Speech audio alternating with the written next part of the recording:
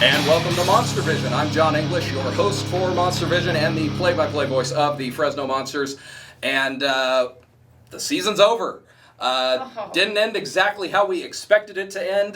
With the coronavirus situation, the Western States Hockey League has ceased operations for the year. Thorn Cup is canceled. Everything is canceled. But the Fresno Monsters finished up with a Western Division championship in the WSHL, and we've got a lot to talk about. We've got Sammi Jo Francis from Fox 26 here in Fresno with us. Happy to be here. Thank you so much for taking the time. You've been in Fresno for a while, and I know our viewers are your viewers, and there's a lot of crossover there, and folks have seen you out at the rink. For sure. Tell us about you. Okay, well, first off, let me note that I have gloves on because my hands are cold, not because I'm paranoid. Okay, my hands have been thoroughly washed. I'm just cold. And I figured I would dress up for literally what I look like at the rink. So if you've seen me there, I'm always wearing a hat and gloves because I freeze all the time, and it's always cold. But a little bit about me. I am from the East Coast. I'm from Charlotte, North Carolina, home of the AHL Charlotte Checkers, who are sitting on last year's championship, and I don't know what they're doing for this year, so I don't know. But I'm from Charlotte, North Carolina. I grew up there, moved to Long Beach because I do a little bit of voiceover and acting work. Okay. And then applied to Fox 26 on a whim, thinking, I could get back into local sports because I had left local sports to work for the Panthers. And got a call from our news director, and he was interested, and clearly so was I. So I signed in August and moved here. Now, Fox 26, they've sort of been at the front of the line in terms of covering the Monsters from the start, from the beginning of the organization existing. So we always appreciate you guys. Talk a little bit though, from your perspective, about the importance of covering, those sports events that are taking place in your own backyard, because everybody can go on and talk about Tom Brady and all these things that are going on. Right. You can get that news anywhere, but as far as I saw that you were out at the Fresno State Rodeo a couple weeks back, for example, and covering the Monsters and local sports like that. Talk about the importance of that. Well, a couple different things. I think, there's a decline in local sports viewership, and that's because everybody's in this age of instant gratification. Twitter, Instagram. I mean, if something in free agency happened 10 years ago, you had to wait until you saw it on SportsCenter or you saw it in local news. That's not the case now. So you have to, one, be creative in getting those viewers.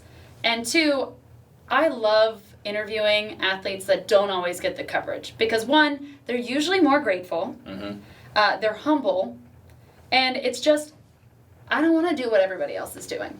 I want to do something that's special to the community that makes Fresno viewers go, this is Fresno, and not just because Fresno is in the title.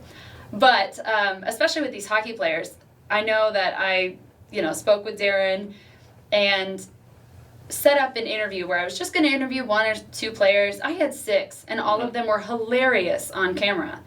And actually, Peter Filippo did not want to talk to me on camera. He was like, no, I'm just here for moral support. And we ended up getting one of the most interesting stories on his Crocs. So it's little gems like that, because you said it. I mean, the Tom Bradys, the Cam Newtons, all of that, yes, it's good. It's great to talk about. But it's not what the Central Valley is. And I think it's important to, grow those home roots and really help them develop. With Fresno State Rodeo, I never knew that the rodeo is not an NCAA sanctioned sport.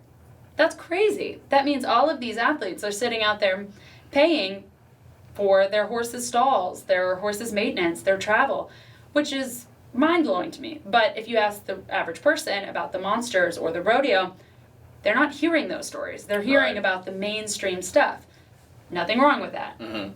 But there is something to be said about having those unique stories, because I think that's how, one, you get other local valley people to tune in and really follow you and what stories you're doing, and two, to give love to the athletes who deserve it and who are just not maybe getting it. Right. I think it probably gives you a chance to get a little bit more in depth with things too. I come from public radio, so it's there's a lot of focus on being able to take more than that 10-second soundbite Sure. that you're going to use and really get in depth with the subjects that you're covering. Mm-hmm. So, and I think my specialty when I worked for the Carolina Panthers, I was their feature reporter. So features have always been my forte. They're my favorite. Let me be a storyteller. mm-hmm. And sometimes you go out to a story and you think, all right, we're going to do a profile piece on Peter Filipov. And then it turns into this other magical thing, Mm-hmm. which is the most exciting part of building that story and letting the sound bites, instead of just grabbing 10 seconds of somebody's interview and shaping it around that.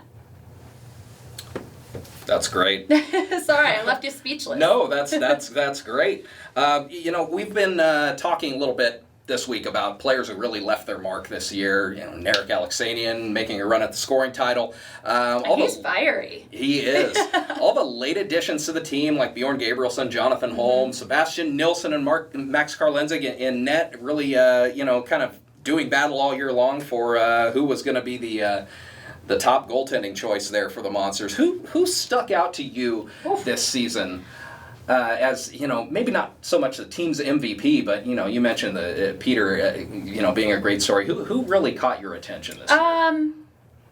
I mean, Peter because of that story, but Max was great. Mm-hmm. And when we spoke to him, he was a jovial, good personality, and that's what I tried to show when I did do highlights and when I was able to. If I'm anchoring, it's easier for me to do highlights, but if I'm off, I'll do features, like if I'm not on camera. And during the highlights, I made sure to show, the goals. There were plenty of goals this season, Mm-hmm. but it's also important to show the goals that were saved. Mm-hmm. So I think Max stands out to me. Great. The season, obviously, as we mentioned, didn't end like we thought it would, but the Monsters did win the Western Division. Playoffs got canceled. Thorn Cup, though, when we were starting to talk about that, the Thorn Cup, I don't know how aware some of our MonsterVision viewers even are about how Thorn Cup works. It's a round robin. So everybody's kind of got a different idea about how the Monsters would have performed, because once you get up against some of those teams from the other divisions, Mm-hmm. we talked with Coach Trevor last week, how the WSHL, a lot of the teams are funded almost on an entirely different business model than the Monsters are. You've got players that are being paid to come and play, essentially. And I think that develops a different type of hunger as well in the players. Yeah. How do you think the Monsters would have stacked up in something like that? Getting out of the divisional opposition that they saw all year long. I honestly think it would depend on how they got off, like how they started off in the first period. Mm-hmm. And I say that because there were some games that you watched and they were dominant from the first second they stepped on the ice. And then there are some games where I watched, it's the second period and they're down 3 and I'm like, Mm-hmm. where are our Monsters? Mm-hmm. But in every sport, playoffs is a different level of competition. And, I'm going to go ahead and say I'm biased, which I'm not supposed to be. But I'm biased in thinking that the Monsters would have made a deep run, if not the full run. Very interesting. But we'll never know, so we'll just leave them as Western champs. And that is something that was kind of going around a little bit toward the end of the year. I know our producer, Darren Redmond, and I were talking before one game during an Ontario series, which would have been their first round opponent. And there was talk on the Ontario side that somebody overheard that, you go out, big Selland Arena crowd, it's exciting to play in front of, but you score first, you shut the crowd up, and you shut the Monsters down that way. And that's quick to get ahead of that momentum. It's absolutely powerful. And with that going around, that's obviously something that Trevor Krasowicz, the Monsters coach, is going to want to work on for next year. His first year here in Fresno put together a great squad. Mm-hmm. A lot of guys are moving up from the WSHL next year. A lot of these guys won't be back. What do you hope to see from next year's Fresno Monsters? I hope they abandon all their hopes and dreams and come back. Is that bad to say? Is that bad? A few of the guys are aging out of the league, All so right. we can't hold them then here forever. It'll be but like the NCAA. We'll just extend that eligibility because we had to Sure. wrap a season. Change the that's rules. fair, right? Sure. Just change the rules for the Monsters, but nobody else. Works Just for me. Okay. When I interviewed everybody, I asked what their future goals were. Obviously this is a great league to trampoline you to the next level or to a college team. So I'm happy for the players that are moving on because I think that's great. That's why you do this. But there's also something to be said that this exact team will never be this team again. I really don't know. I think Coach is great at recruiting and developing talent. So I don't know if I'm necessarily worried for next season because I think he'll do another stand-up job. Sure. Especially because you never know how a coach is going to do when it's their first year, even given their track history, because it's new players, it's new chemistry, all of that. But I have faith that it'll be another solid season. I don't know if it'll be as dominant, but I think it's promising. Well, we hope that you can continue the solid reporting on the Monsters next season when we get started back up. Thank you so much for taking the time to come join us here on MonsterVision. My pleasure. And we will be back in just a bit with the Monsters Roundtable and a little talk about year-end awards. Stay with us.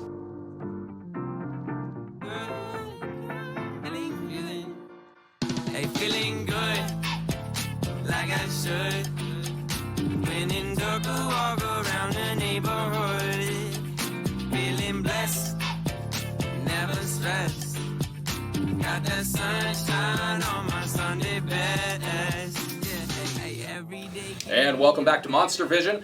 Here with the Monsters Roundtable, Brian Rivera, Mullaney. Kala, you are looking quite dapper this evening. It is awards night. Just got off the red carpet, made it up here. Oh boy.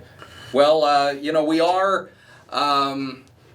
getting ready to talk about season-end awards because the season's over. It's not how we envisioned things ending. Obviously, the Western States Hockey League elected to shut things down because of the coronavirus situation, which is, of course, very serious. And if anybody's dealing with that out there who's watching MonsterVision, we wish you the best and hope for a speedy recovery. The Monsters were getting ready to head into the playoffs, into that first-round matchup with Ontario that will now not take place. But let's talk about how they finish things up. We've, just finished up a great season for the Monsters. Kala, you're already with the awards banquet get up there. So why don't you tell us what you think about some of the premier performances this year? Well, man. First off, it was a disappointment to end the season the way it did, and it was a real downer. I think we had a great chance of making a solid run to the Thorn Cup. The guys out there are great. They all are deserving of a lot more than what they ended up with. But we looked back at, if we had to do an award, so what kind of awards do we put out? We would start off with best defenseman. There's too many really to pick one. I think I kind of put myself right there with Ty Wright. He's the leader of the team. He's a strong defensive player. A lot of assists. Didn't take a lot of shots, but he really didn't need to. It was just the presence on the ice. The captain. That's right. I'm going to pick Dumoulin. I thought he was pretty steady all year, and he added a great physical presence to the Monsters, and if he needed to drop the gloves a little bit, he was obviously more than willing and took the initiative a few times to send a little message, and that goes a long way with the group. I think Kala, I think I'm going to agree with you on Ty, the captain there.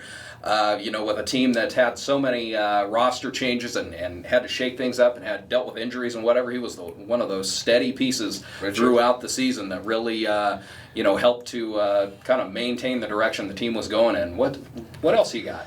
Well, then we work our way back down to the forward lines. That, again, with the influx of the Swedes coming in late in the season, you have that, or you have your steadfast players that started from day one.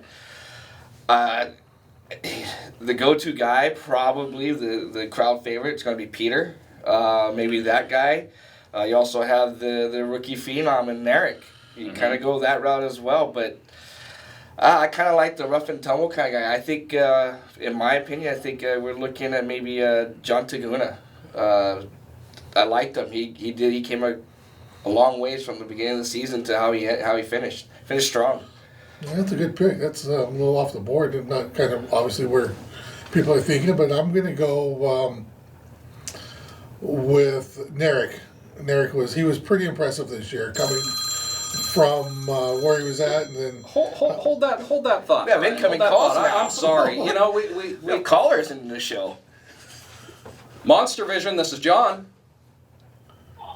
Hey, Yeah, who's this? Zach. Zach who? Zach Turpin. Oh, Zach Zach Turpin. Turpin. Okay, so I get it. So where are you now, Zach? Are you home now? I'm back home. Yeah. So let me get this straight. All year long, we try to get you on MonsterVision. We invite you on MonsterVision all year long, and now you're gonna call in the middle of when we're taping a show and try and get on MonsterVision. Who do you think you are? Zach Turpin.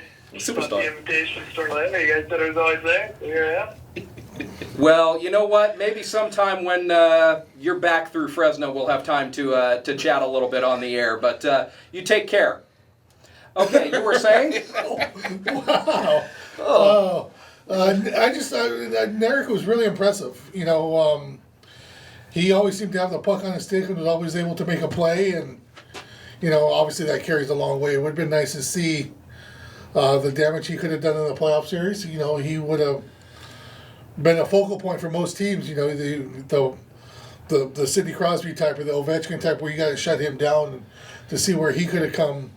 You know, with a main focus on him for a 3-game series would have been interesting. And you know, Narek was a tremendous guy to watch, and of course, was on MonsterVision a couple times willingly and showed up and everything. We didn't have to chase him down like some guys, but Exactly. Honestly, you know, we give Zach a little bit of a hard time.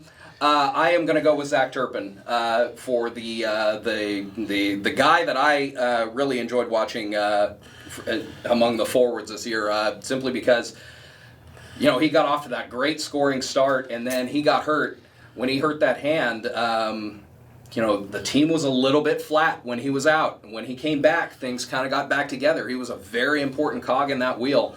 And, you know, we really enjoyed watching him play this year. Yeah, I'm curious to see what he would have done in the playoffs, because he seemed to be really heating back up toward the end of the season. So Absolutely. He'd be the guy that I would go with. Let's talk about most improved player, though. I mean, because there are guys who really, you know, had a lot more of an impact toward the end of the year than they maybe did at the start of the season. I would go once again with John Taguna on that one. I think from the beginning of the season, we had practically nobody on. We had, barely 2 lines, forwards, and then he just had a breakout with the one fight where he took on, I can't remember the team now, but really, I think that was where he really made an impression on me. Took on a guy twice his size and won, and then just basically went from there. His speed, he showed puck handling, he showed that he was scoring. He moved all the way up from third line to up there with the first line. So that's my thought. Is I think JL will take that spot in my book. I would agree. He started off very quietly at the beginning. You really didn't notice him, and kind of thought he was going to give a little bit more, and then wasn't really showing it. Then, like you said, he got in that fight, and I think that kind of made him feel comfortable. And then the guys were like, "Hey, this guy can play," and then they started believing in him in a little bit, and then he believed in himself, and he just climbed up the ladder all the way through. And I thought he had a really good season. I'm going to go in a little bit different direction and say Deacon Fielder. He was a guy who, you know, was there all year and contributing, but I remember that stretch in the middle of the year when everybody was out sick and injured and had those issues that the Monsters dealt with. And he moved up to forward for a few games, a couple games there, and was scoring and contributing in a whole different way, and it just really showed a whole different side of his play. I thought that was a tremendous job that he did when the team needed him. He really stepped up and was solid all year long. So Absolutely. I'm gonna go with Deacon. That's a good choice. Team MVP. Tough choice, right? Yeah. Very tough choice. I don't. If this was an actual award that we had to pass out, I would have to. I have no idea who I would want to face and tell them sorry I didn't pick you. But geez, again, do you look at stat wise, Narek? Do you look at like Deacon, who showed that he's a well-rounded player, he can play both sides of the. Do you pick a goaltender? Do you pick a goaltender? I mean, God, I might. You know what? I'm going to defer this to Brian right now and see where you guys go, and I'll say, yeah, you're right. I'm going to pick Sebastian Nielsen. Just all year, he was just total calm in the net. Nothing flustered him. It was very pleasant to watch, even as a small goalie that he is. He didn't play that way, and I think without him, when Max struggled, we could have been in a very different situation. So I think Sebastian's going to get my nod. I'll still defer to you and go from Yeah. I've got to go with Narek Alexanian. The guy finished. Did he finish up second in the league in scoring or third? I think he was second still, by the end. And that is something that I don't think we should overlook from this particular team with this group of guys and so many guys who were contributing scoring-wise throughout the year. He was a constant from day one, put up the numbers, tremendous young player. I think he's got a bright future in front of him wherever he goes. I got to go with Narek. I'm going to agree with both you guys. Okay. I'll step up and say, I just really can't. I might go with Ty Wright. The leader, he's a captain. I think he kind of helped elevate a lot of the players. Some of the players that weren't as good as the rest or didn't make first two lines, they were bottom line players. I think he helped them out in that case. So not only was he a good player, he also helped the players themselves up their game a bit. Good choice. Who was the biggest surprise of the year to you guys, though? I mean, guy that maybe, and this might be kind of almost the same question as the most improved, but a guy that at the start of the year you really didn't think he was going to contribute on the level that he did, and then by the end of the year you're like, wow, this guy's a pretty good player. I would think maybe Alexanian. Yeah. Mikhail Alexanian. I think he was. I don't know. He was quiet in the beginning, and he kind of just rose around and started doing a lot of good stuff. That's what I look at. I think that's the kind of guy that you want on your team or on the ice all the time as much as possible. Yeah, I mean, he's Narek was good, but again, I think John Taguna, he was just another guy quietly at the beginning trying to find his way, and then he had a little bit of success, and then he just kept building. It was a real pleasure to see. I'm going to say Mikhail Gavrilenko. Early in the season, to me, it really looked like he was a solid young player, but that I don't want to say that it seemed like all he had was speed, but it seemed like that was the key component of his game, and there wasn't a whole lot more to it in terms of was he going to be able to contribute scoring-wise. And he wound up racking up some points and putting it in the net when he needed to. Is this Zach again? This is John. Hey, Zach Turpin. Hey, Zach, what can we do for you? Oh, not much. I heard you guys are doing a little something. I want to come talk. How are you going to come talk to us? You're in Canada. We're in Fresno. Beautiful. We kind of have to plan these things out. We need to plug this into the camera here. And didn't we just talk a couple minutes ago? I told you, if you want to be on the show, you need to be on the show when you're like actually here and we can talk to you. He's quarantined. You know what to say. He doesn't know what to say. He did call James, do what you got to do. He did call in once before, and I read him the riot act and hung up on him. Oh. So we did already get that. Gotcha. Okay.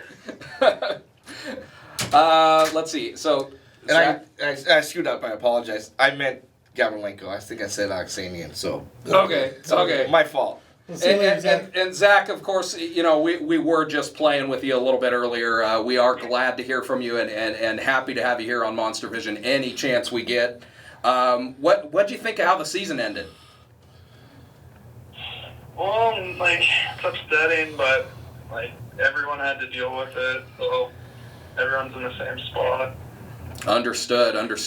You guys have a lot to be proud of with this Monsters team, and we do want to hook you up with an interview here on MonsterVision when we have a little more time to do it properly in the coming weeks here.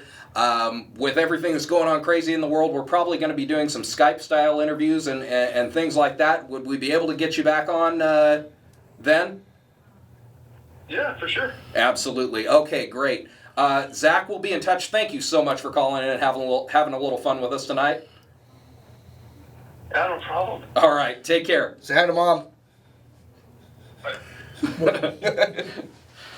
Oh, Zach's a good guy, and he's one of those guys that you really hate to have seen the season end the way that it did. Absolutely. Given the circumstances with the coronavirus situation. Moving on from that, what are some of the things that you see this offseason that the team really needs to take a look at and things that they need to retool and reload with this offseason? Biggest hole we got right now is goaltending. We lost our 2 goaltenders. Hopefully Jaden comes back. That would help fill it. But you got Max and Sebastian both gone, both aging out. That's a big spot to fill. And then we're going to go right to the most important part of the game is scoring goals. Yep. Narek had a big year. I don't expect him to come back. You lose Zach, you lose Peter. Williams leaving, right? Mark said he's aging out. He aged out. Right? So some of the big contributors at the end of the season there are all leaving. So we gotta find our scoring touch again. Indeed. Well, guys, it's been a great first season. And for me, and first season for MonsterVision. I do want to take a second and thank you guys, as well as Darren Redmond, James Carr, Jeff Blair, for giving me the opportunity to be the play-by-play guy for the Fresno Monsters this year. Hopefully it's for a long time to come as well. Looking forward to what the team does next year. For all of us here at MonsterVision, thank you so much for joining us. We will be back periodically throughout the offseason. We're going to try and hit you at least every couple weeks with some new content. Things are a little bit crazy in the world, as everybody knows. Hopefully we can be a little bit of an escape for you and keep you up to date on everything Fresno Monsters during the off season. For all of us here at MonsterVision, thanks so much. We'll see you down the road.